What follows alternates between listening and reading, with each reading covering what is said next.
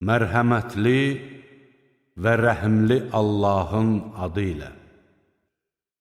Həqiqətən də göylərin və yerin yaradılmasında, gecə ilə gündüzün bir-biri ilə əvəz olunmasında, insanlara fayda verən şeylərlə yüklənmiş halda dənizdə üzən gəmilərdə, Allahın göydən endirdiyi, onunla da ölmüş torpağı diriltdiyi suda, onun bütün heyvanatı yer üzünə yaymasında, küləklərin istiqamətinin dəyişdirilməsində və göylə yer arasında ram edilmiş buludlarda başa düşən insanlar üçün dəlillər vardır. İnsanlardan elələri də vardır ki, Allahdan qeyrilərini ona tay tutur. Onları da Allahı sevdikləri kimi sevirlər.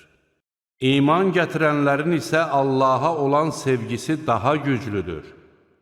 Kaş zülm edənlər, əzabı gördükləri zaman bütün qüdrət və qüvvətin Allaha məxsus olduğunu və Allahın şiddətli əzab verdiyini görəydilər.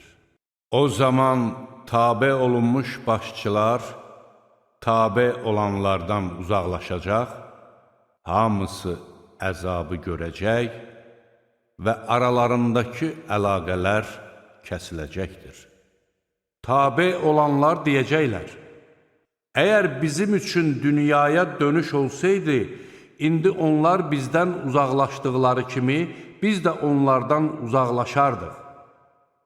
Beləcə peşman olsunlar deyə, Allah onlara özlərinin əməllərini göstərəcək və onlar heç vaxt cəhənnəm odundan çıxa bilməyəcəklər.